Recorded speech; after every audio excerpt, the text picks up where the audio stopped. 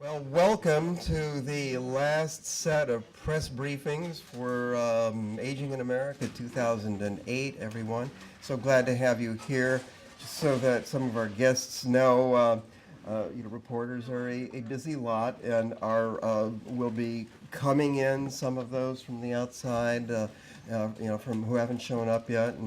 And some people I know may have to leave early to do other interviews and so on. But we're glad to have you here. We have two really solid substantive sessions today. We're going to begin with Senior Service America, but I also want to really urge you to stick around because the Centers for Disease Control and the Chronic Disease Center is going to be presenting two press briefing papers written for reporters by a wonderful journalist who's here with us, Nancy Aldrich, working with the CDC scientists and grappling with, can we get rid of some of this jargon so people understand this? But the subjects are so important because it's CDC's most recent information about smoking in the elderly, the effects and what can be done in terms of cessation and improvements later on in life for those even who quit at the oldest ages, but also some devastating statistics about the effects of smoking over time, and also the devastation of shingles. But first we're going to have I want to introduce to you a really wonderful man, Tony Sarmiento, who is barely awake because you came in from Asia, was it? Yeah, and couldn't make the dinner last night. But I'm so happy to have them here, and have been a wonderful supporter and sponsor of this program. As I mentioned to you last night at the dinner, so many of us talk about civic engagement. And so much of that has been presented through media and also through, the profession of gerontology as, a bright and shiny kind of middle class baby boomer model. But, there are a whole lot of people out there who need just a little bit of help to be able to work in the communities. And there are tremendous innovations being done for those who are at the, people in the lower income communities, many of them minority, but not all minority communities. And in the sense, maybe in the sense that we're all minorities in some ways in this country. I'm going to turn this over to Tony Sarmiento, and he's going to present some really great innovations. Thanks, Paul. When Paul and I were talking about the 2008 conference, I'm on the board of ASA. He was asking us whether we wanted to announce some of the work, say a little more about the work we're doing, and so I appreciate his encouragement to do so.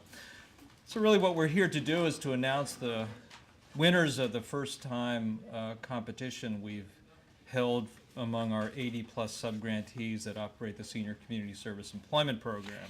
But before I do that, I just want to read, who was able to attend the opening session with Dr. Maya Angelou?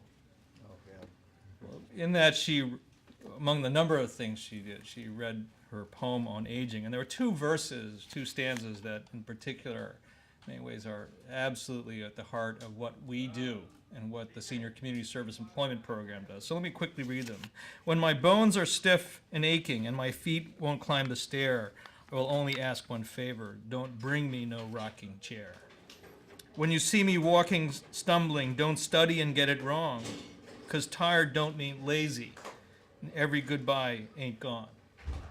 So those of you who know about the Senior Community Service Employment Program know that it's a program that started in the war on poverty.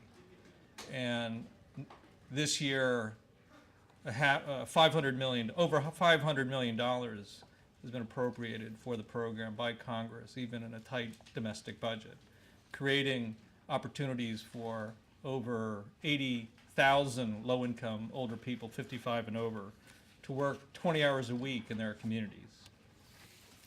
And so I just want to make sure everyone got a copy of our press kit.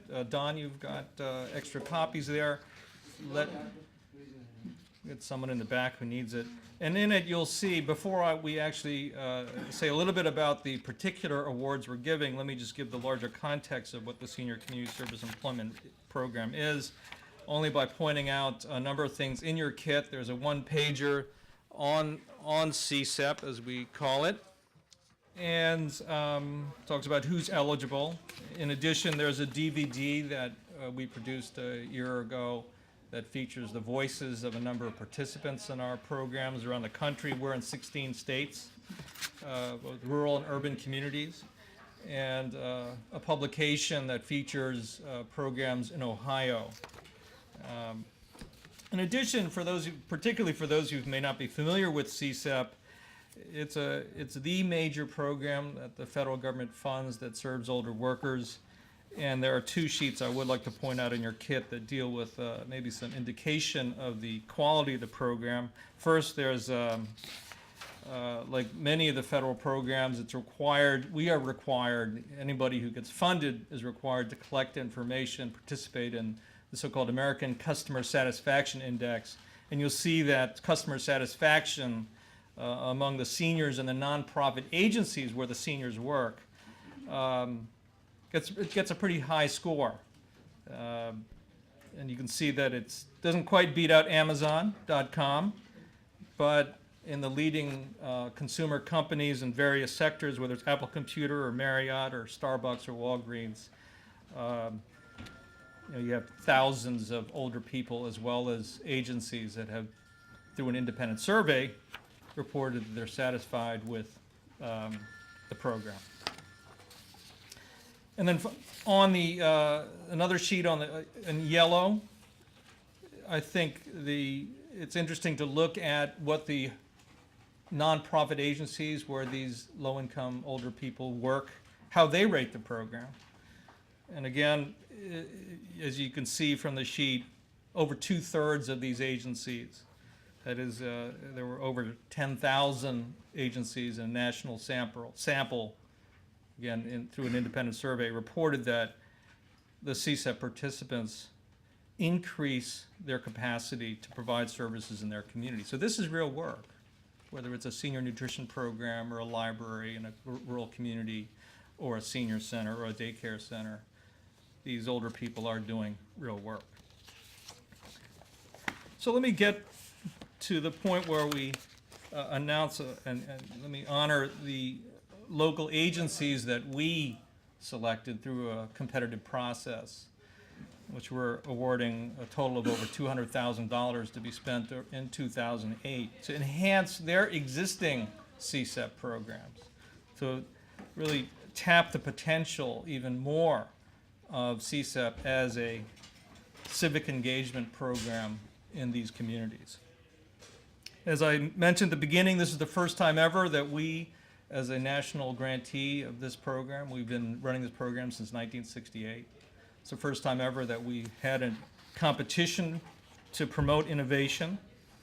And we really wanted our organizations to focus not so much on CSEP as a labor market intervention program, that is to prepare people for jobs off the grant, but instead focus on CSEP as an aging program, a program that promotes well-being, that helps older people, particularly those who are vulnerable, to remain independent in their community, but at the same time, become more engaged in their community, to act on their impulse and join what many have been calling all baby boomers to do, which is to think about how they can give back to their community, build the social capital of this country.